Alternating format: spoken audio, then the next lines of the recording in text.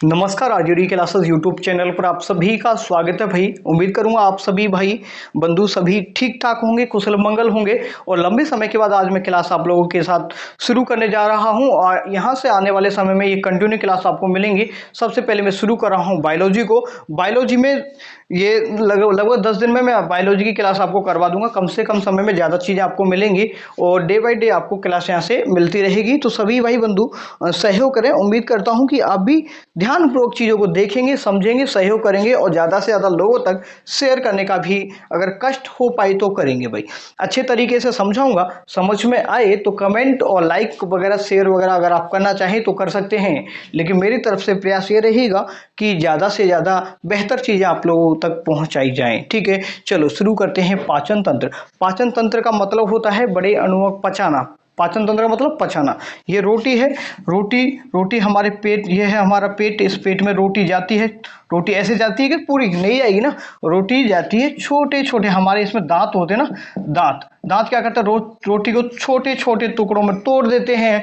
फिर इसमें कुछ हार्मोन्स आते हैं, इसमें मिलते हैं, घुलते हैं। उसके बाद हमें क्या मिलते हैं, ऊर्जा मिल जाती है। यही होता है पाचन। ये गन्ना देखा है, गन्ने को मशीन में डालते हैं, गन्ने की मशीन में डालते हैं तो क्या बनता है, जूस बनता है। तो गन्ने का पाचन हो, वो किसका पाचन है, गन्ने का पाचन होगा। इस तरीके से पाचन हो जाता है। ऐसा कुछ इसमें कुछ रामायण पढ़ाने के लिए ऐसा कुछ है नहीं। ठीक है, चलो जो समझ एग्जाम में क्वेश्चन कैसे पूछते हैं वो समझते जाओ। देखो, पाचन तंत्र को हम दो भागों में पढ़ेंगे, एक आहार नाल और जो सहायक ग्रंथियां दूसरे पार्ट में। पहले पार्ट में पढ़ेंगे, सबसे पहले जो भोजन खाते हैं वो कहाँ जाता है, आपका मुख गुहा में जाता है, ग्रासनली में जाता है, आमाशय, आंत और छोटी आंत, बड़ी आंत। ध्यान से देखिएगा, ये है आपका मुंह, ये गंदा सा मैं ये डायग्राम बनाया मैंने, लेकिन समझने की कोशिश करिएगा।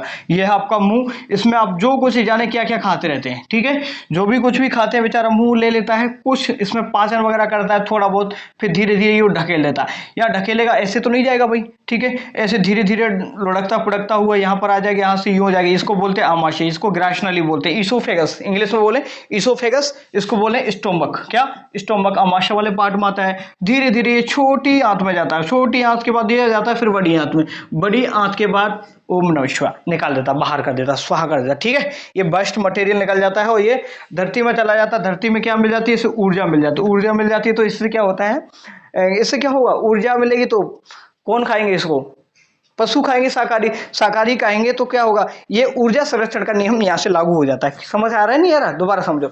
आपने देखो रोटी खाई, रोटी खाने के बाद पेट में गई आपके में, पेट में जाने के बाद आपने उसको त्याग कर दिया। क्या कर दिया, ये वेस्ट मटेरियल जाता है खेतों में, खेतों में जाएगा तो फिर क्या होगा भाई, खेतों से फसल उगेगी, आपको पता है। ये फसल के साथ फिर दोबारा से जिंदा हो जाएगा, दोबारा से जिंदा हो जाएगा। तो ये ऊर्जा का संरक्षण का नियम यहाँ पर लागू हो जाता है कि ऊर्जा कभी भी नष्ट नहीं होती है, एक रूप से दूसरे रूप में परिवर्तित होती रहती है। ये फालतू की रामायण मैंने आपको समझा दी, समझने की जरूरत है ये चीज। देखो तो समझ, आपसे सिंपल क्वेश्चन पूछेगा कि हमारे जो पाचन तंत्र में जो ऊपर से नीचे तक कौन कौन से क्रम है, मुख गुहा, ग्रासनली, आमाशय, छोटी आंत पे आती है पहले, बड़ी आंत आती है। छोटी आंत को छोटी आंत क्यों बोलते हैं, देखो छोटी आंत की एग्जैक्ट लंबाई तो इस बड़ी आंत से बड़ी होती है, लेकिन इसमें जो डायामीटर है ना, व्यास, ये डायामीटर ज्यादा होता है बड़ी आंत का। ठीक है, बड़ी आंत का डायामीटर ज्यादा होता है, बल्कि लंबाई छोटी आंत की ज्यादा होती है। ठीक है भाई, समझो। अब हमारे मुख गुहा में, मुंह में जो भी हम खाते हैं, रोटी आपने खाई है तो उसका क्या होगा, मुंह से ही पाचन शुरू हो जाता है। मुंह से मुंह में कौन पाचन करता है, मुंह में पाचन करता है एमाइलेज टाइलिन एंजाइम। कौन सा एंजाइम है, देखो मैं बताता हूं, यहां पर मैं लिख दिया, टाइलिन एंजाइम मुंह में पाचन करने का काम करता है। एक होता है लाइसोजाइम। लाइसोजाइम का काम क्या होता है, ये हमारे भोजन के साथ जो हानिकारक जो बैक्टीरिया आते हैं उनको नष्ट करने का काम करता है। सर जैसे मान के चलो, हम आपने खाना बनाया भाई, खुले में रख दिया, खुले में रख दिया तो जीव जंतु भाई अपने ऊर्जा के लिए, खाने के लिए आएंगे तो उसमें बैठेंगे, पैर भी रखेंगे और कुछ छोड़ के भी जाएंगे, कुछ दान दक्षिणा दे के जाएंगे ना। ये रोटी है, इस पर बाहर से कुछ आएंगे लोग, अब पैरों में कुछ ना कुछ तो जड़ी बूटी लेके आएंगे, चिपका के लेके आएंगे, छोड़ जाएंगे। इसको खाओगे तो अगर आपके बॉडी में ये लाइसोजाइम एंजाइम नहीं है, कम है, तो फिर पेट में जाएगा तो आप बीमार पड़ जाओगे। लेकिन लाइसोजाइम क्या करता है भाई, यहाँ पे मुंह में आते ही इनको खत्म कर देता है। ठीक है, जो छोटे मोटे होते हैं ना जीवाणु, उनको खत्म कर देता है। ठीक है, टाइलिन क्या करता है, टाइलिन हमारे मुंह गुहा के अंदर ये कार्बोहाइड्रेट का, समझ लीजिए थोड़ा सा बोल ओरली बोलता चलूंगा, अदरवाइज ज्यादा बड़ा हो जाएगा। कार्बोहाइड्रेट का पाचन करता है। किसका पूछेगा कि मुख गुहा में किसका पाचन होता है? केवल और केवल कार्बोहाइड्रेट का पाचन मुख गुहा में होता है। कौन करता है सर? टाइलिन करता है। मुख गुहा में पाचन हो तो हो गया, लेकिन इसको रोटी है, रोटी अपने ली, लेकिन इसको तोड़ने मरोड़ने का, पीसने का, ग्राइंडिंग करने का काम कौन करता है? ये इंपॉर्टेंट रोल निभाता है दांत। क्या? दांत। दांत का तो भाई अलग ही बहुत बड़ा रोल है। तो दांत किसका बना होता है पहले ये बता दो। ये कैल्शियम और फॉस्फोरस का बना होता है। कैल्शियम फॉस्फोरस का बना होता है। 98% इसमें कैल्शियम होता है, बाकी फॉस्फोरस होता है। अब जो दांत होते हैं मानव के अंदर, दो प्रकार के दांत होते हैं, एक स्थायी दांत, एक अस्थायी दांत। स्थायी दांत वो होते हैं, पहले अस्थायी समझ लीजिए। जो अस्थायी दांत होते हैं, जब बच्चा जन्म लेता है तो दूध के दांत बोलते हैं, तो वो अस्थायी होते हैं। जो अस्थायी दांतों की संख्या होती है 20, और जो हमारे वयस्क व्यक्ति के अंदर दांतों की संख्या होती है 32। ये समझ में आ गया आप लोगों को। आपसे पूछता है कि दंत सूत्र बताइए, आपसे पूछेगा, ये याद करो, दंत सूत्र पूछेगा आपसे कि दंत सूत्र बताइए बच्चों वाला। तो बच्चों वाला दंत सूत्र कौन सा है? रटाने के लिए 2102/2102। सर ये रटा क्यों रहे हो भैया? हाँ, आप पूछो भाई रटाने के लिए, तो किताब में भी लिख रहा है, हमें समझ कैसे आएगा? 2123/2123 ये वयस्क में होता है। लेकिन भाई मैं आपको रटाऊंगा नहीं, समझा दूंगा, टेंशन मत लो। देखो भाई, देखो देखो देखो, ये है आपका ऊपरी जबड़ा, ये मेरा वाला है, ठीक है, इसे समझ लो। अब इसमें हमारे जो दांत हैं 4 प्रकार के होते हैं। कितने प्रकार के? शॉर्ट फॉर्मेट में लिख रहा हूं, जो हमारे दांत के टाइप्स कितने कितने प्रकार होते हैं, ठीक है। एक होता है इंसीजर, ठीक है, या इंसाइजर बोलते हैं, इंसीजर बोल देता हूं मैं, लिख देता हूं नॉर्मल। एक होता है केनाइन, केनाइन हो गया, प्रीमोलर हो गया, प्रीमोलर। कुछ बोर्ड अभी क्या है, ये बोर्ड हल रहा है क्योंकि मैंने सेट नहीं किया अच्छे से ना, अभी बाद में सेट करूंगा। ये हो गया मोलर, ठीक है भाई, समझ में आया? दांत कितने प्रकार के होते हैं सर? 3-4 प्रकार के होते हैं। इंसीजर हो गया, केनाइन हो गया, प्रीमोलर हो गया, मोलर हो गया। अब ये कितने होते हैं सर? मैंने बताया भाई, वयस्क की बात करेंगे, बड़े लोगों की बात करें, बच्चों की बात नहीं करेंगे, हैं? बड़े लोगों की बात करेंगे तो कितने होते हैं सर? 32 होते हैं। बच्चों में कितने होते हैं सर? 20 होते हैं। कितने होते हैं? 20 होते हैं। अब भाई समझो 20 ये कैसे कैसे हो गई? सूत्र कैसे बना? सूत्र ऐसे बना, देखो, इसको 2 भागों में तोड़ दो, यहां से तोड़ दो, तोड़ देंगे सर। एक इधर का जबड़ा हो गया भाई, ऊपरी जबड़ा है आपका, हाँ सर ऊपरी जबड़ा, ये मेरा वाला ऊपरी है। तो इधर को देखो, इधर 8 गिन लो, इधर 8 गिनो। कैसे? देखो सूत्र कैसे बनते हैं, सूत्र कैसे बनते हैं। सबसे पहले आते हैं हमारे इंसीजर। इंसीजर 2 हो गए, इंसीजर 2 मतलब सबसे पहले इंसीजर यहां पर ले आओ, 2 को तो कौन से हो गए? इंसीजर। उसके बाद कितने आ गए भाई? 1। ये तो हो गए हमारे 2 इंसीजर वाले हो गए। एक हो गया हमारा केनाइन वाला हो गया, ठीक है। उसके बाद 2 हमारे प्रीमोलर, 2 हो गए, ये 2 प्रीमोलर वाले हो गए, और यहाँ पर 3 हो जाते हैं हमारे मोलर वाले। कितने हो गए समारोह भाई? 2 3 कितने हो गए? 2 3 5 और 3 8 हो गए। 8 हुए कि नहीं हुए? 8 दूना 16, 16 दूना 32 हो गए कि नहीं हो गए? 8 इधर हो गया टोटल, ध्यान सुनो, 800 इधर हो गया नहीं हुआ? हो गया। 8 इधर हो गया, 8 ऊपर के जबड़े में कितने? 16 हो गए। तो 16/16 होगा कि नहीं होगा? होगा सर, बिल्कुल समझ में आ गया। अब समझो, ये गंदा सा तो मैंने बना दिया, लेकिन समझ में नहीं आया होगा। लेकिन समझो भाई, समझो ध्यानपूर्वक कि ये 2 कैसे लिखा मैं, ध्यान देखो 2 कैसे आया। यहाँ पर जैसे ऊपरी जबड़ा है, ये जबड़ा है, मैं बीच में से ऐसे कर लेता हूँ क्रॉस, तो इधर जो होते हैं ये 2 हैं। क्या है? ये जो 2 दांत है हमारे, ध्यान से देखो, ये 2 दांत हैं। तो ऊपरी जबड़ा में 2 हो गए, ऊपरी जबड़े को हम 2 भागों में बांटेंगे, तो 2 इधर हो गए कि हो गए कि नहीं? हो गए सर। अब आगे बात करेंगे, फिर इधर के जाएंगे आगे, फिर कौन सा है? एक केनाइन वाला आएगा, एक केनाइन वाला आ गया, आगे कि नहीं आ गया? आ गया सर। फिर आगे जाएंगे तो यहाँ पर हमको मिलेंगे प्रीमोलर। प्रीमोलर कितने हो गए? 2 हो गए। और ये होते हैं आपके मोलर। मोलर को और क्या बोलते हैं? मोलर को बोलते हैं विजडम टीथ भी बोलते हैं। कौन से? बुद्धि, अकल के दांत बोलते हैं इनको, ठीक है। इनसे ज्यादा क्वेश्चन नहीं पूछेगा, ऐसे ही पूछ लेगा, ठीक है। ये आपको समझ में पूरा का पूरा आ गया होगा, ठीक है। चलो अब मैं बात करता हूं आगे की, ये समझो भाई, यहां तक आ गया, दांत वगैरह का मामला फ्री हो गया। इतने यहां से पूछेगा, ज्यादा क्वेश्चन आपसे पूछेगा नहीं। दांत में जो ऊपरी हिस्सा होता है, देखो ये इस तरीके से पूछ लेगा। दांत का जो बाहर का हिस्सा होता है इनेमल बोलते हैं, बाहर के हिस्से को क्या बोलते हैं? इनेमल बोलते हैं, जो कि सबसे ज्यादा कैसा होता है? सफेद होता है, चमकीला होता है। जो बाहर का दिखाई देता है चमकीला होता है, सफेद होता है। ये समझ में आ गया। तो इसमें जो एसिडिक, जब आप अम्लीय जो फ्लोराइड का अगर पानी पियेंगे तो उससे ज्यादा ये गलने शुरू हो जाते हैं, ठीक है, पीले पीले पड़ जाते हैं। तो इनेमल यही पूछेगा कि दांत का सबसे भारी जो परत है वो किससे बनी होती है? इनेमल से बनी होती है। ये इतना बताना आपको, बस ज्यादा नहीं बताना। अब ये तो समझ में आ गया। मुख गुहा के बारे में। अब जीभ के बारे में सुन लो। जीभ का काम क्या है भाई? जीभ का काम है स्वाद। जीभ का काम क्या है? स्वाद चखना। जीभ का काम है, हाँ बिल्कुल सर। जीभ और क्या काम करती है? जीभ हम जो भी हम बोलते हैं, जो हमारी बकल कॉर्ड है, यहाँ से जो हमें कंपन आ रहे हैं, उन कंपन को एक दिशा देने का काम करते हैं। बोलना, हम जो शब्द निकाल रहा हूँ तो वो सब किसकी मदद से बन रहे हैं? शब्द बनते हैं भाई जीभ की मदद से। इसमें माइक्रोब्लाइज पाई जाती है, स्वाद कलिकाएं पाई जाती हैं। अब जीभ के बारे में समझ लो। ये है आपकी जीभ, तो सबसे आगे का जो भाग होता है ये मीठा होता है। पूछ लेगा, आगे का भाग मीठा होता है। सबसे जो पीछे का भाग कैसा होता है सर? कड़वा होता है। सबसे पीछे का भाग कैसा होता है? कड़वा होता है। ये आपको समझ में आ गया। इधर आ गया साइड में देखिए तो कैसा हो जाता है? ये हो गया आपका खट्टा। कैसा हो गया? खट्टा हो गया। थोड़ा सा मैं समझने की कोशिश करना, थोड़ा सा इसमें टाइम भी कम है इसलिए मैं ज्यादा थोड़ा सा ऐसे कर रहा हूं, लेकिन जितने भी क्वेश्चन बनेंगे वो यहां से बन जाएंगे। ठीक है, ये खट्टा हो गया साइड में, इधर कड़वा हो गया, आगे मीठा हो गया, कुछ यहाँ पर इधर जाएगा तो नमकीन, और बीच में कोई भी यहाँ पर स्वाद नहीं होता है। आपको समझ में आ गया होगा। और इसमें जो माइक्रोब्लाइज पाई जाती हैं, जैसे पेपिले भी बोलते हैं। क्या यहाँ पर पेपिले बोले? हमें जो स्वाद कब महसूस होता है पता है? ये जो जैसे जैसे उम्र बढ़ जाती है इनकी संख्या कम होती जाती है। जैसे बड़े बुजुर्ग आदमी, उनको स्वाद नहीं आता भाई। नए लड़के होते हैं, नई लड़कियों में सबसे ज्यादा होती है। क्यों पता है? इनको स्वाद चखने का ज्यादा मजा आता है। तो भाई लड़कियों में ज्यादा होती है क्या? पेपिले। क्या पेपिले लड़कियों में सर्वाधिक होते हैं, क्योंकि वो ज्यादा टेस्ट करते हैं भाई ना। ठीक है, समझ आ गया आपको? ये माइक्रोब्लाइज आ गया समझ में, ये आ गया पूरा। अब मैं ऐसा करता हूं, ये तो आपको पूरा क्लियर हुआ। अब आगे की बात करेंगे हम, अमाशय पे जाएंगे। हाँ, अमाशय पे समझ लो, यहीं समझ लो। चलो अमाशय डाल देते हैं। अमाशय, थर्ड पॉइंट, अमाशय के बारे में समझ लो भाई। अमाशय बड़ी क्लास हो जाएगी। अमाशय के बारे में समझो। अमाशय में क्या क्या चीज होते हैं? अमाशय के 3 पार्ट होते हैं। अमाशय कितने पार्ट होते हैं? 3 पार्ट होते हैं। ठीक है, एक होता है कार्डिया, एक होता है फंड्स, एक होता है पाइलोरिक। से पूछेगा कि अमाशय कितने भाग होते हैं? सर आपको बताना है कार्डिया, फंड्स, पाइलोरिक कितने भाग होते हैं। आपसे पूछेगा कि पाइलोरिक वाला भाग किससे जुड़ा होता है, तो आपको बताना है ग्रहणी से जुड़ा होता है। मध्य का भाग कौन सा होता है? फंड्स बता देना है, जो हमारे ग्रास नली से जुड़ा हुआ होता है, जो हिस्सा, इसको हम कार्डिया के नाम से जानते हैं। इसमें गैस्ट्रिक ग्लैंड भी पाई जाती हैं। चलो आगे मैं उसको पूरा इन डिटेल में समझाने वाला हूं। यहां तक उम्मीद करूंगा ये समझ में आप लोगों को अच्छी तरीके से आ गया होगा। आ गया नहीं आ गया? यहां तक ग्रास नली, यहाँ ग्रास नली तक आपको समझ में आया कि नहीं आया? ग्रास नली में जो कुछ क्वेश्चंस रह गए हैं जो कि पूछे जाते हैं अक्सर। क्या क्या पूछे जाते हैं?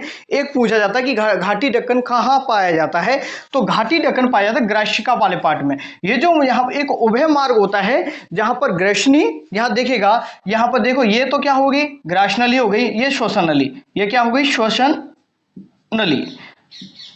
ध्यान से देखिएगा, श्वसन नली और ग्रास नली के ऊपर एक उभय मार्ग होता है जिसे ग्रशिका बोलते हैं। क्या बोलते हैं? ग्रशिका, ना कि ग्रसनी। ठीक है, क्या बोलते हैं? ग्रशिका बोलते हैं उसको। जो ग्रशिका बोलते हैं, इस वाले पार्ट में एक ढक्कन पाया जाता है जिसे हम कहते हैं घाटी का ढक्कन। घाटी ढक्कन इंग्लिश में बोलेंगे तो इसको बोलते हैं एपिग्लोटिस।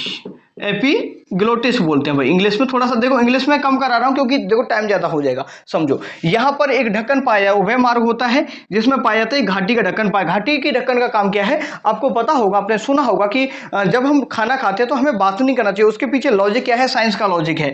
जैसे ही आप सांस लोगे, तो क्या होगा भाई? जैसे ध्यान सुनो, आप खाना खा रहे हो, आपने जैसे खाना खाया तो ये जो ढक्कन है ये एक दूसरे के ऊपर बंद होते हैं और चालू होते रहते हैं। जैसे आप सांस लोगे, ऊपर की तरफ सांस लोगे तो ये ढक्कन क्या करेगा? इसको बंद कर देगा। ध्यान सुनो, जब सांस लोगे, नीचे से ऊपर की तरफ सांस लोगे, ध्यान सुनो, नीचे से ऊपर की तरफ सांस निकालोगे, बाहर निकालोगे तो ये ढक्कन बंद होगा तो आपकी जो बाहर निकाल दो, कार्बन डाइऑक्साइड बाहर निकालोगे, नहीं निकाल दोगे सर। लेकिन होता क्या है, हम जैसे खाना ऊपर से खा रहे हैं और इधर से ये द्वार खुल गए, ये द्वार अगर उधर से खुल गए, ऊपर से खाना सीधा का सीधा किस में गिरेगा? इसमें गिर जाएगा। किस में गिरेगा? जो खाना जाना चाहिए था आपका ग्रास नली वाले पार्ट में, लेकिन खाना गिर कहाँ रहा है? जा कहाँ रहा है? श्वसन नली वाले पार्ट में। श्वसन नली वाले पार्ट में जाएगा तो क्या होगा भाई? आपको क्या लगेगा? फंदा लगेगा। हम बोलते फंदा लग गया भाई। फंदा कुछ नहीं लगा, इसमें रोटी वगैरह जो भी आपने खाया पिया वो इसमें घुस जाता है। ये कहता था भाई क्या हुआ, और जैसे ही ऊपर से ऊपर की तरफ फेंकते हैं तो ये निकल आपको कभी कभी ऐसा होता है कि मर भी जाते हैं भाई। ठीक है, तो जब भी खाना खाया करें बात बात ना किया करें, क्योंकि भाई ये श्वसन मार्ग खुलेगा तो ये खाने वाला तो पार्ट बंद हो जाएगा, तो खाना वाला पार्ट बंद हो गया तो भाई आपको बात नहीं करनी चाहिए। ठीक है, जब खाना खाओ तो सीधा खाना इसमें ही गिरना चाहिए, ना कि इधर उधर। समझ गए भाई, समझ गए।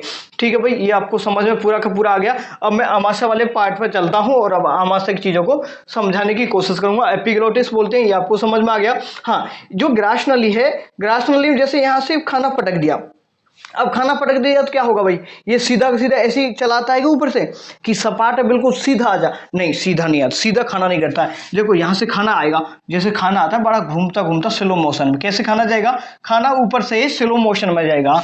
ग्रास नली, ध्यान सुनो, जो ग्रास नली है या ईसोफेगस, ठीक है, या ईसोफेगस बोल लो, टाइम ज्यादा लगेगा भाई।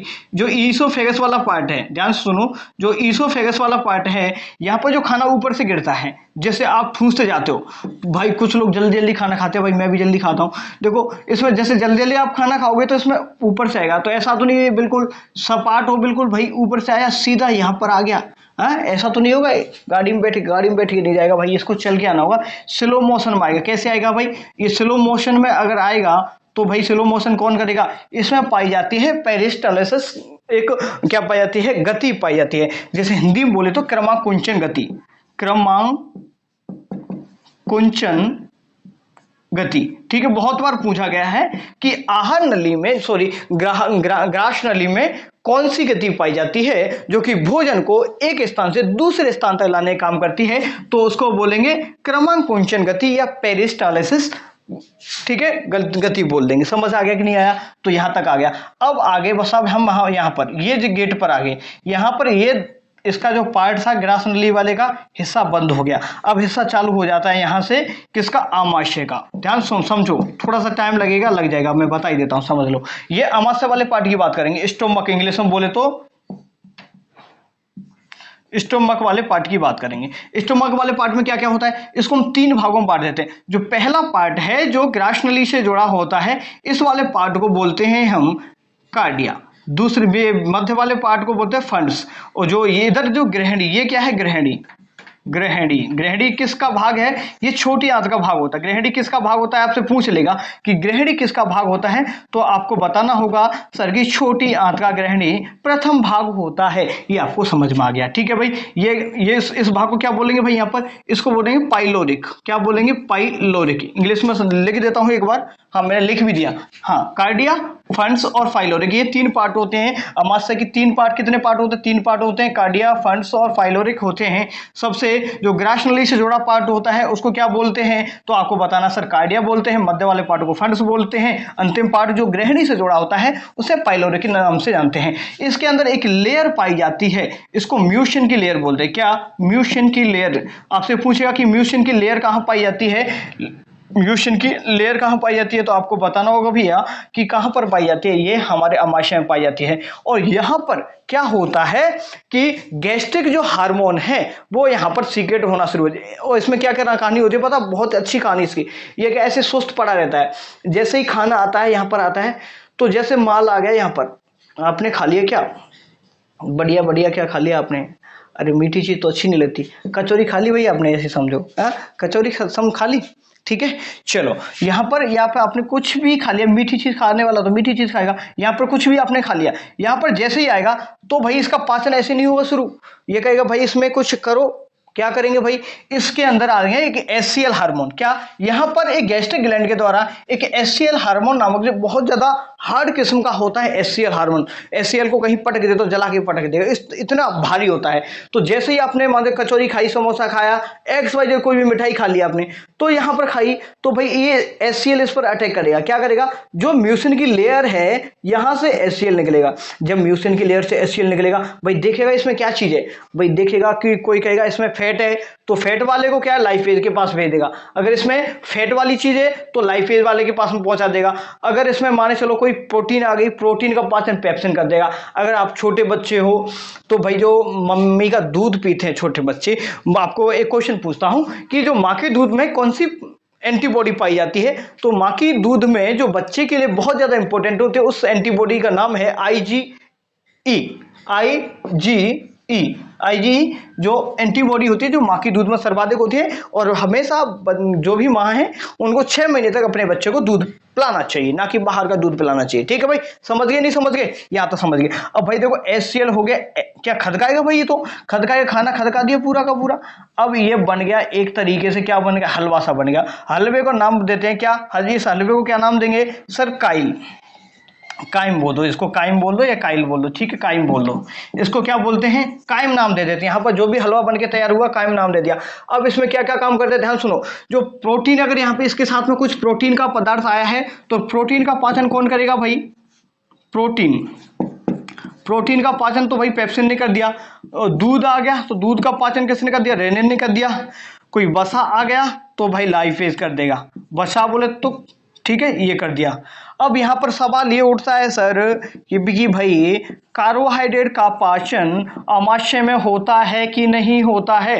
तो भाई कार्बोहाइड्रेट का पाचन यहां पर नहीं होता है। इंपॉर्टेंट क्वेश्चन कि कार्बोहाइड्रेट का पाचन आमाशय में होता है नहीं होता? तो आमाशय के अंदर कार्बोहाइड्रेट का पाचन नहीं होता है। इस तरीके के क्वेश्चन यहां से पूछे जाते हैं इजीली। और आपसे ये बता ही दिया कि जो आपका आमाशय है, आमाशय की शेप कैसी होती है? जे शेप की। जे सब दिखाई दे रहा है आपको? बिल्कुल जे शेप की आमाशय की क्या होती है? शेप होती है। ये आपको समझ में अच्छे तरीके से आ गया होगा। अब बताने को तो देखो फिर 3 से 4 घंटे की क्लास होती है, इसके बारे में पढ़ाएंगे इन डिटेल तो बहुत बड़ी हो जाती है।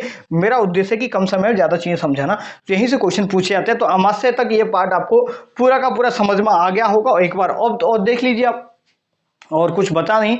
और इसका जो बेल है, जो सॉरी पीएच वैल्यू है इसका 1.5 से लेकर 2.5 के लगभग होता है। किसका? HCl का जो पीएच वैल्यू होता है 1.5 से लेकर के 2.5 के अप्रोक्सीमेट हो सकता है। ये आपको पूरा समझ में आ गया। अब हम पढ़ेंगे किसके बारे में? छोटी आंत के बारे में, बड़ी आंत के बारे में। देन आपके टॉपिक को हम कभी क्या करेंगे? समाप्त कर दें। लेकिन समाप्त करने से पहले एक चीज और समझ लो। अब समझ लो क्या है, जो हमारी जो आहार नाल है पूरी की पूरी आहार नाल, अगर ध्यान सुनो इंपॉर्टेंट क्वेश्चन, चलो इंपॉर्टेंट क्वेश्चन है समझ लो। इंपॉर्टेंट क्वेश्चन बहुत बार पूछा गया है, रोग से पूछा गया है कि हार्निया क्या है? हर्निया बीमारी क्या है? पुरुषों में क्या होती है? मेल के अंदर बताओ और फीमेल के अंदर बताओ। मेल के अंदर और फीमेल के अंदर समझो भाई, इंपॉर्टेंट है। हर्निया बीमारी क्या होती है? हर्निया क्या है? इस तरीके से आपने सुना होगा कि हर्निया का ऑपरेशन कराने गया है या गई है। तो हर्निया क्या होता है? जो हमारी ये जो मैं पूरी की पूरी आहार नाल आप लोगों को बता रहा हूं, ये जो आहार नाल है यहां तक, ये जो आहार नाल है ये अगर इसकी लंबाई बहुत ज्यादा बढ़ जाती है, समझना, आहार नाल की लंबाई अगर पुरुषों के अंदर अधिक बढ़ करके जो आपका जो वृषण कोष है का क्या वृषण कोष तक अगर आ जाते हैं, क्या आहार नाल अगर वृषण कोष तक आ जाती है, आहार नाल की लंबाई वृषण कोष तक आ जाती है तो उसको बोलते हैं हर्निया। पुरुष में हर्निया बोल देते हैं। और फीमेल में क्या होता है? जो आहार नाल है ये उसके जो पेट तक नीचे वाले हिस्से तक आ जाती है तो उसको बोलते हैं फीमेल हार्निया। समझ आ गया? ये आपको इंपॉर्टेंट है, जो समझ में आ गया होगा। और क्या क्या होता है वो आगे बताऊंगा भाई, क्या क्या कैसे कैसे होता है। ठीक है, चलो अब आगे की ये समझिएगा छोटी आंत क्या होती है, किस तरीके से ये समझने की कोशिश करिएगा भाई। समझ में आ गया? ठीक है, अब समझो इसके बारे में कि छोटी आंत के बारे में। अब मैं एक चीज बताना चाहूंगा आपको कि आप लोग सोच भी रहे होंगे कि इन डिटेल में ही जो इंपॉर्टेंट क्वेश्चंस यहाँ से आ रहे हैं, पूछे जा रहे हैं, वो सभी चीजों को मैं कंप्लीट करा रहा हूं। जो छोटी छोटी चीजें हैं जिनको लिखाऊंगा तो क्लास 3 घंटे का हो जाएगा, और 3 घंटे की क्लास को आप में से कोई देखता नहीं है अपने चैनल पर। ठीक है, तो इसलिए मैं भाई बहुत कम समय में ज्यादा चीजें जो इंपॉर्टेंट मुझे लग रहा है उनको कराने की कोशिश कर रहा हूँ। और विश्वास के साथ पढ़िएगा, यहीं से आपको सब कुछ मिल जाएगा। ठीक है भाई, मैं बात करता हूँ छोटी आंत से। क्लियर हुआ कि नहीं हुआ? अब छोटी आंत के बारे में बात करेंगे। छोटी आंत के बारे में बात करेंगे तो हम सबसे पहले हम पढ़ेंगे छोटी आंत का जो पहला भाग होता है उसको क्या बोलते हैं? उसको बोलते हैं ग्रहणी। क्या बोलते हैं? ग्रहणी। दूसरे वाले पार्ट को क्या बोलते हैं? ग्रहणी के बाद बोलेंगे जेजुनम और इलियम। क्या? इलियम 3 पार्ट होते हैं। ग्रहणी, जेजुनम और इलियम 3 पार्ट होते हैं हमारी छोटी आंत के। इतना समझना बस। आपसे पूछ लेगा कि छोटी आंत के कौन कौन से पार्ट होते हैं? ग्रहणी, जेजुनम, इलियम। आपसे पूछेगा कि आमाशय से कौन सा हिस्सा जुड़ा हुआ होता है। ये क्वेश्चन बहुत बार पूछा है कि छोटी आंत का कौन सा हिस्सा आमाशय से जुड़ा होता है, तो आपको ग्रहणी बता देना है। That simple. इसको इंग्लिश में बोलेंगे तो ड्यूडेनम बोलते हैं। ड्यूडेनम। क्या बोलते हैं इंग्लिश में? इसको ड्यूडेनम बोलते हैं। इंग्लिश में क्या बोलते हैं? ड्यूडेनम। बहुत बार शब्द दे दिया है तो इस चीज का भी ख्याल रखिएगा, ध्यान रखिएगा, ठीक है। तो यहाँ पर अमावस्या में भोजन का सब कुछ हो गया कि नहीं हो गया? आराम से 4-5 घंटे पड़ा रहा और इसमें से जो भी हमें निकालना था, सब लोगों ने निकालना था, वो निकाल लिया। अब होता क्या है, अब कहानी आगे चलती है और भाई क्या होता है, अब इसमें भाई क्या होता है, आप अड़ोसी पड़ोसी आना शुरू कर देते हैं।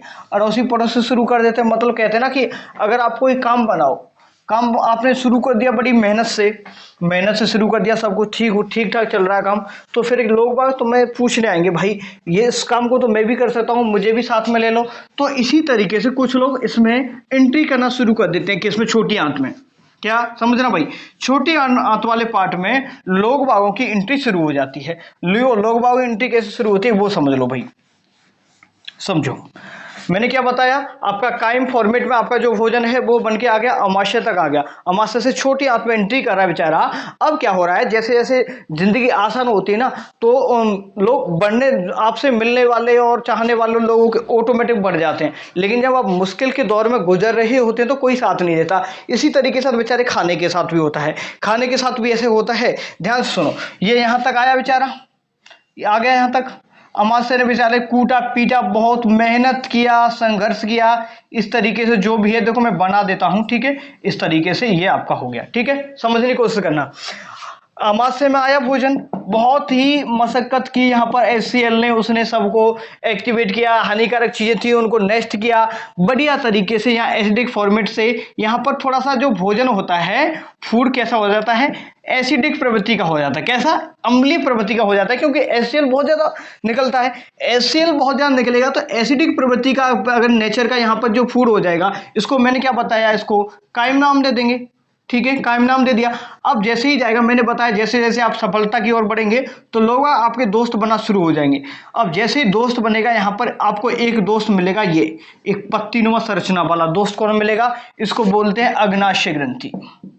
अग्नाशय ग्रंथि हिंदी में इसलिए लिख रहा हूं भाई, हिंदी में इसलिए लिख रहा हूं, इंग्लिश में ज्यादा टाइम लगेगा दोनों चीजों। इसको पेनक्रियाज ग्लैंड बोलते हैं, पेनक्रियाज ग्लैंड, राइट, ठीक है। इसमें पेनक्रियाज ग्लैंड यहाँ से मिलना शुरू हो जाती है। तो पेनक्रियाज ग्लैंड कहाँ मिल गई भाई, इसमें आगे छोटी आंत में एंट्री कर ली। अब इधर से एक चीज और आएगी, इधर है भाई क्या है आपका, इधर ये पड़ा हुआ है आपका क्या, लीवर, क्या, लीवर। अब लीवर भी कहेगा भाई मुझे भी घुसने दो यहाँ पर, मुझे भी मजा लेने दो भाई, ये भी मजा लेने इसमें फिर भी आ जाता है। ध्यान सुनो, देखो जब कोई सहारा नहीं था तो बेचारा यहाँ से अकेला पड़ा हुआ आ रहा था खाना, यहाँ पर अमाशय में सब कुछ हो गया, सब कुछ होने के बाद फिर आ जाता छोटी आंत, थोड़ा आसान हो गया बेचारा, आसान हो गया तो लीवर भी कह रहा है कि मुझे भी शादी कर लो भाई, इसने भी शादी कर लिया। इधर से अग्नाशय आ गया, अग्नाशय भी इसमें शादी हो गया। अब शादी हो गया कि नहीं हो गया, हो गया भाई। अब ये भोजन धीरे धीरे गमन करना शुरू करेगा। अब कौन कौन शादी हो, इनका एक रोल है, इनके बारे में पूछता है आपसे, क्या पूछेगा क्या नहीं पूछेगा वो आप समझ लो। सबसे पहले इसके बारे में समझ लो, ग्रंथियों के बारे में समझ लो थोड़ा सा, ग्रंथि क्या होती है, एक बार ग्लैंड के बारे में समझ लो 1 मिनट में। ग्रंथि क्या होती है, ग्रंथि एक ऐसा ऑर्गन होता है, ऐसा अंग होता है जो केमिकल, जूस और क्या करता है, हार्मोन्स को सीक्रेट करता है। मतलब एक रस निकालता है, जूस निकालता है और क्या निकालते हैं, हार्मोन्स निकालते हैं ग्रंथियां। ग्रंथियां 2 प्रकार की होती हैं, 3 प्रकार की होती हैं, अंतःस्रावी ग्रंथि, बहिःस्रावी ग्रंथि और मिश्रित ग्रंथि। अंतःस्रावी ग्रंथि किसे कहते हैं वो समझ लीजिए। देखो ये गांव में हमारा कुआं है, ये है हमारा खेत, इधर क्या है, ये खेत, कि इस खेत के ये है कुआं, बीच में ही, खेत के बीच में है कुआं। ध्यान सुन, अंतःस्रावी बहिःस्रावी ग्रंथि का अंतर समझ लो एक बार में। अंतःस्रावी बहिःस्रावी ग्रंथि का जो अंतर है कभी नहीं भूलोगे, समझो, समझने की कोशिश करिए भाई, ठीक है। देखो ये है हमारा एक खेत है, खेत में है एक बोरवेल लगा हुआ है, बोरवेल। अब हमने क्या कर रखा है, ये बोरवेल से सीधा का सीधा उसमें से जैसे ही पानी आता है, वो पानी के लिए हमें पाइप नहीं डालना पड़ता, वो सीधा इसमें ही फैल जाता है पानी, क्या, पानी इसमें फैल जाता है, तो हमें इसमें पाइप लगाने की जरूरत नहीं पड़ती है। जिसमें हमें पाइप लगाने की जरूरत नहीं पड़ती है, इसको ज्यादा मेहनत नहीं करनी पड़ती है, मतलब ये खेत के अंदर ही अंदर काम हो रहा है, तो इसको बोलते हैं अंतःस्रावी ग्रंथि। अंतःस्रावी ग्रंथि, अंतःस्रावी ग्रंथि समझ में आ गया, जिसमें डक्ट विहीन होती है, मतलब नलिका विहीन जो ग्रंथि होती है उसे क्या कहते हैं, अंतःस्रावी ग्रंथि कहते हैं। और अंतःस्रावी ग्रंथि जितनी भी होती हैं वो क्या सीक्रेट करती हैं, वो हार्मोन्स निकालती निकालती हैं। क्या निकालती हैं? हिंदी में लिख लो भाई, हार्मोन निकालती हैं। क्या निकालती हैं? अंतःस्रावी ग्रंथियां हार्मोन निकालती हैं। समझ आ गया नहीं आया? अब ये जो कुआं है, ये दूसरा खेत है हमारा। इस खेत के लिए हमें यहाँ से पाइपलाइन डालनी पड़ेगी। अगर पाइपलाइन डालेंगे, यहाँ तक पहुँचाना है पानी को, तो इसको बोलेंगे बहिःस्रावी। ये बाहर है, ये बताइए है या नहीं भाई, बताओ। समझ आ रहा नहीं आ रहा? ये है हमारा खेत, खेत के अंदर है बोरवेल। अगर बोरवेल से पानी सीधा का सीधा खेत में डालते हैं तो अंतःस्रावी ग्रंथि, क्योंकि इसमें ना तो कोई पाइप की जरूरत है ना किसी चीज की, तो वही अंतःस्रावी ग्रंथि क्या हुई कि जो अपना केमिकल को दूसरे स्थान पर ना ले जाकर वहीं उसी क्षेत्र में डाल लेती है, उसको क्या कहते हैं? अंतःस्रावी ग्रंथि कहते हैं। अंतःस्रावी ग्रंथियां हमेशा हार्मोन स्रावित करती हैं। वही स्रावी ग्रंथियां हमेशा, ध्यान रखना, क्या स्रावित करती हैं? एंजाइम। क्या स्रावित करती हैं? एंजाइम स्रावित करती हैं। थोड़ा ऐसे लिख रहा हूं, समझ लेना, एंजाइम स्रावित करती हैं। ठीक है, समझ में आ गया। और वही स्रावी ग्रंथियों के लिए हमें डक्ट की जरूरत पड़ती है, नलिका की जरूरत पड़ती है। इसी तरीके से जो ये है, जो हमारी अग्नाशय ग्रंथि है, ये कैसी ग्रंथि है? मिश्र ग्रंथि है। ये हार्मोन भी सीक्रेट करती है और हमारे एंजाइम भी। ठीक है भाई, ये पेनक्रियाटिक जूस भी सीक्रेट करती है और इंसुलिन हार्मोन भी निकलता है। अल्फा, बीटा, गामा, इस तरीके की सेल और भी पाई जाती है। डिटेल में ज्यादा बताऊंगा नहीं तो फिर बहुत ज्यादा बड़ा हो जाएगा। समझ में आ गया कि नहीं आ गया?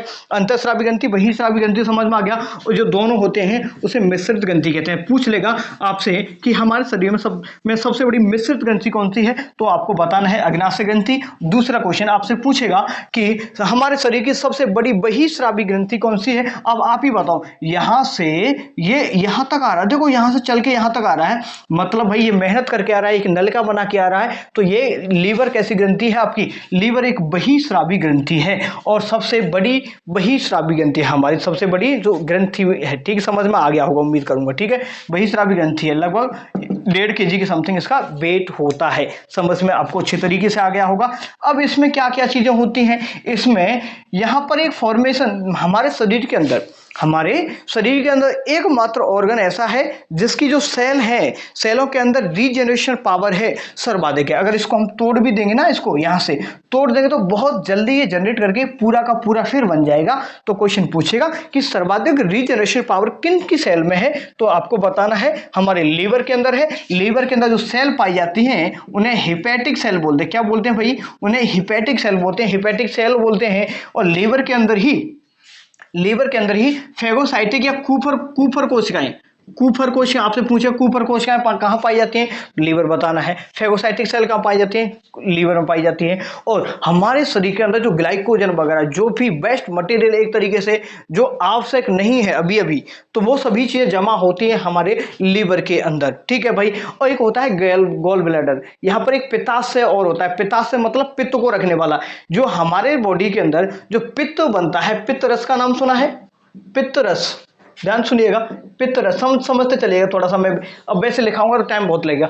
पित्त रस के बारे में बात करेंगे। पित्त रस के बारे में बात करें तो पित्त रस का काम क्या होता है? पित्त रस जैसे हमारे इसमें आएगा तो कैसा क्षारीय प्रकृति का होता है, तो आज जो ऐसे यहाँ से अम्लीय आएगा तो ये क्षारीय मिल जाएगा, मिलेगा नहीं मिलेगा? ठीक है भाई। अब पित्त रस बन गया। पित्त रस का भंडारण देखो बनता तो पित्त रस, देखो क्वेश्चन क्या पूछता है, समझो दोबारा से कि पित्त रस का निर्माण पूछेगा निर्माण कहाँ होता है पित्त रस का, तो आपको बताना होगा निर्माण तो सर यकृत में होता है। ठीक है भाई। आगे पूछेगा कि इसका भंडारण कहाँ होता है, क्या भंडारण कहाँ होता है पित्त रस का, तो हमको बताएंगे भाई भंडारण होता है पित्ताशय में। क्या? पित्ताशय में। क्या? पित्ताशय में।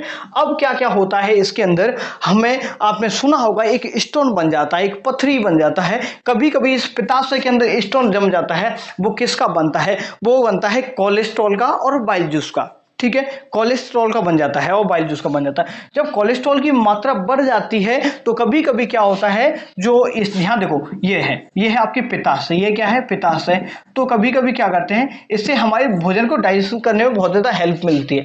अब कभी कभी भाई साहब ये ज्यादा तगड़ा हो गया तो इसको हम क्या करते हैं, लिथोट्रिप्सी बोलते हैं। इसको अगर हम तोड़वाएंगे, यहाँ से इसको तोड़वा करके धीरे धीरे निकलवाएंगे तो इसको लिथोट्रिप्सी पूछेगा। लिथोट्रिप्सी किसे कहते हैं? तो जो स्टोन है, जो पथरी है, जो पित्ताशय के अंदर बनी पथरी को तोड़कर छोटे छोटे टुकड़ों में तोड़कर बाहर निकालने की प्रक्रिया को लिथोट्रिप्सी बोलते हैं। आपसे पूछेगा दूसरा, एक होता है जहां पर जो भी बन के आया, जैसे ये बिल्कुल बिल्कुल बिल्कुल हटवाना है, हमें क्या करना है, इसको पूरा का पूरा हटाना है, इसको तो कोलेस्ट्रोटेक्टोमी बोलते हैं। ठीक है, कोलेस्ट्रोटेक्टोमी बोलते हैं। ठीक है, यहां तक आपको पूरा का पूरा समझ में आ गया होगा।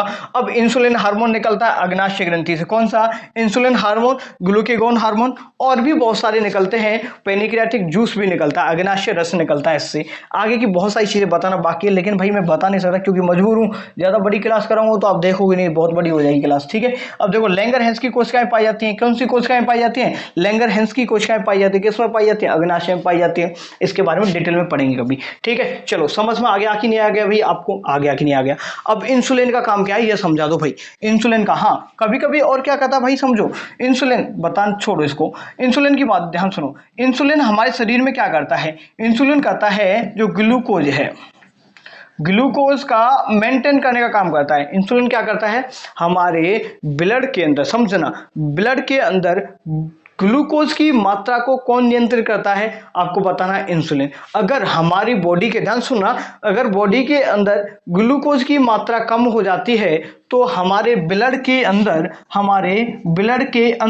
ग्लूकोज की मात्रा बढ़ जाती है। समझिएगा, क्या समझेंगे भाई? एक बार समझिएगा, इंसुलिन की मात्रा, अगर इंसुलिन की मात्रा ब्लड के अंदर कम हो जाती है, ब्लड के अंदर इंसुलिन की मात्रा कम हो जाती है तो ब्लड के अंदर ग्लूकोज की मात्रा बढ़ जाती है। ग्लूकोज की मात्रा अगर बढ़ेगी तो ब्लड कैसा बन जाएगा? हमारा गाढ़ा हो जाएगा। ब्लड कैसा हो जाएगा? ब्लड गाढ़ा हो जाएगा।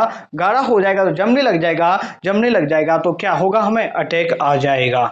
ठीक है भाई, समझ गए कि नहीं समझ गए? और इस प्रोसेस को बोलते क्या है? जब इंसुलिन की कमी हो जाती है तो हम डायबिटीज बोलते हैं। क्या बोलते हैं? डायबिटीज।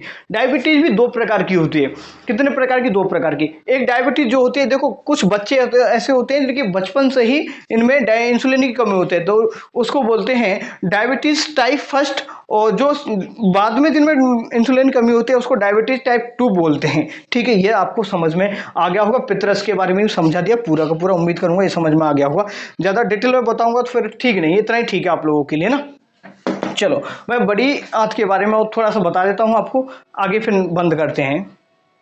कंप्लीट हो गया पूरा का पूरा। अब बड़ी आंत के बारे में थोड़ा समझ लीजिए पूरा का पूरा, ज्यादा कुछ नहीं है, इंपॉर्टेंट है लेकिन समझिएगा। बड़ी आंत के कितने पार्ट होते हैं आपको बताना है कि 3 पार्ट होते हैं। सर कितने होते हैं? Caecum, colon, rectum. ज्यादा बताऊंगा, ज्यादा बताने की जरूरत नहीं है क्योंकि इतना आएगा भी नहीं। ठीक है, आपके में ज्यादा टाइम लगेगा भाई, इसलिए थोड़ा सा शॉर्ट कर रहा हूँ। देखिए सीकम, कॉलन, रेक्टम 3 पार्ट होते हैं। आपसे पूछेगा कि बड़ी आंत के कितने पार्ट होते हैं? Caecum, colon, rectum. रेक्टम अंतिम वाला पार्ट होता है, मध्य वाला पार्ट कौन सा होता है? कॉलन होता है, और फर्स्ट पार्ट होता है सीकम वाला पार्ट होता है। ये समझ में आ गया। अब बड़ी आंत का काम क्या होता है ये बताओ, सबसे बताइए। बड़ी आंत का मेन मुख्य क्या काम होता है? बड़ी आंत के अंदर हमेशा ध्यान रखिएगा कि पाचन होता है नहीं होता। पाचन बिल्कुल भी बड़ी आंत के अंदर नहीं होता है। केवल और केवल जल और जो खनिज हैं, जल और मिनरल्स का अवशोषण होता है हमारी बड़ी आंत के अंदर। ये समझ लीजिएगा, जल और खनिज का अवशोषण होता है हमारी बड़ी आंत के अंदर। आपसे पूछेगा कि अपेंडिक्स, क्या अपेंडिक्स होती है जो हमारी आंत के किस आंत के हिस्से में होती है? ये बड़ी आंत के हिस्से में होती है, छोटी आंत के? डाउट रहता है, ध्यान रखिएगा, बड़ी आंत से जुड़ी हुई होती है कि अपेंडिक्स। अब सोचेगा अपेंडिक्स का काम क्या होता है? क्या अपेंडिक्स का काम क्या होता है? अपेंडिक्स एक्चुअली ये जो हार्ड हार्मोन्स हैं उनको सिक्रेट करने का काम करती थी। क्या? जो बहुत ही ज्यादा हार्ड जो हार्मोन थे उनको निकालने का काम करती थी। कौन? अपेंडिक्स। जैसे सेलुलोज है, जो जैसे जंगल में हम रहते थे पहले, भाई सब लोग जंगल में रहते थे ना, मांस खाते थे, सब कुछ ऐसे कच्चा जो भी पड़ा खा लिया, हाँ, तो वो पेट में चला गया सब कुछ, वो पचेगा नहीं, तो उसको पचाने का काम जो हार्ड चीजें खा लेते थे ना उन सबको पचाने के लिए क्या थे? अपेंडिक्स होती थी हमारे शरीर में। ये धीरे धीरे अवशेषीय अंग का रूप हो गई है क्योंकि अब इसका यूज ही नहीं। आप लोग खाते हो बिल्कुल सादा खाना, हाँ, रोटी खाते हो, ये सब, इनका पाचन आराम से हो जाता, तो अपेंडिक्स का काम अब नहीं रहा है। ये आपको समझ में आ गया। अपेंडिक्स का काम क्या होता है? जो हार्ड चीजें होती हैं जो पहले जंगलों में रहते थे ना उनको पचाने के लिए जरूरी थी अपेंडिक्स। लेकिन आज आप कच्चा खाना नहीं खाते हो, कच्चा मांस नहीं खाते हो, तो इसकी कोई जरूरत अब नहीं है। और मैंने बता दिया कि बड़ी आंत के अंदर क्या होता है, जो वाटर है और मिनरल्स का क्या होता है? ऑब्जर्वेशन हो जाता है, जब बल्कि जहां पर जो पाचन डाइजेशन बिल्कुल भी नहीं होता है। या एक मेजेंट्री, एक नया ऑर्गन खोजा गया है एक तरीके से बोले तो। मेजेंट्री क्या होता है? मेजेंट्री ध्यान से बेसिक समझाता हूं, ध्यान से देखो चलो समझा ही देता हूं चलो, ठीक है। देखो अब यहां से ये है हमारा पित्ताशय वाला, और ये हो गया ग्रहणी वाला पार्ट है। इधर से यहाँ देखो, ये हो गया ग्रहणी वाला पार्ट हो गया, पित्ताशय वाला हो गया, अग्नाशय और पित्ताशय एक जंक्शन पर जंक्शन है। क्या है? जंक्शन है, जंक्शन पॉइंट, ध्यान सुनो, जंक्शन पॉइंट। जंक्शन पॉइंट किसका है? जंक्शन पॉइंट है भाई किसका? मेजेंट्री जो पॉइंट है, ये एक तरीके से स्मॉल इंटेस्टाइन बोल सकता हूं मैं, स्मॉल इंटेस्टाइन। ठीक है, तो यहां पर क्या होता है, जो छोटी आंत है, छोटी आंत में एक ऐसा हिस्सा है जहां पर कि जो आपका जो ग्रहणी वाला पार्ट है ये यहां पर मिलता है, यहां से अग्नाशय का भी मिल जाता है, और इधर से जो पित्त रस आता है तो वो भी यहां पर एक जंक्शन पर मिलते हैं, इसे मेजेंट्री बोलते हैं। बेरियाट्रिक सर्जरी क्या होती है? बेरियाट्रिक सर्जरी क्या होती है? जो छोटी आंत है इसकी लंबाई को कम कर देते हैं, जिसके लंबाई को कम करने के बाद निकाल लेते हैं, तो उसको बेरियाट्रिक सर्जरी बोलते हैं। जब लंबाई को काट करके निकाल देते हैं तो भूख कम लगती है, भूख कम लगती है तो पेट कम निकलता है। ठीक है भाई, ये था आज का कहानी। इसमें अभी तो ये रहेगा, बवासीर तो रही गया भाई आपका। बवासीर के बारे में समझो, बवासीर क्या होता है भाई? बवासीर बहुत इंपॉर्टेंट है, बहुत खतरनाक बीमारी है भाई। खतरनाक बीमारी क्या है? देखो दोबारा समझो, ये जो बवासीर क्या बीमारी है भाई, देखो बवासीर के बारे में बताता हूं, ये समझो भाई, एक मिनट देखिए भाई, ये जो बवासीर है एक्चुअली जो बड़ी आंत है ना आपकी, क्या जो बड़ी आंत होती है, बड़ी आंत में जो रक्त वाहिकाएं होती हैं, ये हो गई बड़ी आंत। इसमें से जो रक्त वाहिकाएं बहुत ज्यादा बड़ी हो जाती हैं, रक्त वाहिकाएं बड़ी हो जाती हैं और वो बिल्कुल बाहर आ जाती हैं, एनस की तरफ आ जाती हैं और उनसे खून निकलना शुरू हो जाता है, तो उसे बोलते हैं बवासीर। बवासीर क्या है? रक्त वाहिकाओं का बड़ी जो आंत है उससे बाहर निकलना ही क्या है? हमारा बवासीर होता है। ये डायरिया क्या होता है? डायरिया दस्त होता है, जो भी वेस्ट मटेरियल आया उसमें पानी की मात्रा ज्यादा हो गई है, खनिज लवणों की मात्रा ज्यादा हो गई, तो उसको डायरिया बोल रहे हैं। डायरिया होता किससे है सर? ये बैक्टीरिया से होता है। किससे होता है? बैक्टीरिया से होता है। उम्मीद करूंगा ये शॉर्ट फॉर्मेट में मैंने आप लोगों को पूरा का पूरा चैप्टर कवर कराने की कोशिश की है और करवा दिया। हाँ, हालांकि मैंने बहुत सारी चीजें जो कि आपके एग्जाम पॉइंट ऑफ व्यू से इंपॉर्टेंट नहीं है वो स्किप किया है। वैसे मैंने पूरी कोशिश की है कि अच्छे तरीके से आपको समझ में आया हो, और उम्मीद करता हूं समझ में भी आया होगा। काफ़ी टाइम बाद ये क्लास करवाई है तो हो सकता है थोड़ा सा इंटरेस्ट नहीं बना हो, लेकिन हाँ आगे यकीन करिएगा कि आपको ये बहुत ज़्यादा हेल्पफुल रहने वाले हैं आपके आने वाले सभी एग्जाम्स के लिए। तो धैर्यपूर्वक सभी पढ़ते रहें, बढ़ते रहें भाई, और अच्छा लगे तो थोड़ा बहुत कमेंट कर दीजिएगा। कमेंट वगैरह करने से, लाइक वगैरह शेयर करने से क्या होता है, जैसे भाई आपको पता है मैं भी आपकी तरह हूँ, अभी एग्जाम मैं भी दे के आया हूँ, तो आप सभी की तरह छोटा बड़ा भाई समझ के हेल्प कर सकते हैं आप लोग, वीडियोस को शेयर कर सकते हैं, तो अपना योगदान दे सकते हैं। अगर सहयोग करना चाहें तो आप, ठीक है भाई, शेयर करो बस, मस्त रहो, वैसे यही सहयोग करो, सब्सक्राइब वगैरह करो तो कर दो। ठीक है भाई, धन्यवाद भाई सभी को। और मैं ये डेली बेसिस पर, अब ये आज का आपका टॉपिक हो गया, डाइजेस्टिव सिस्टम कंप्लीट हो गया। नेक्स्ट मैं आप लोगों के लिए करवा दूंगा कौन सा, सर्कुलेटरी सिस्टम करवा दूंगा। ठीक है भाई, सर्कुलेटरी सिस्टम के बाद हम कर लेंगे रेस्पिरेटरी, एक्सक्रेटरी, सभी सिस्टम को ऑलमोस्ट 10 दिन में मैं फ्री कर दूंगा आपको, और जो केमिस्ट्री के इंपॉर्टेंट है उसको भी मैं आपको करवाता रहूंगा। धन्यवाद, थैंक यू, और अपना सपोर्ट बनाए रखिएगा भाई।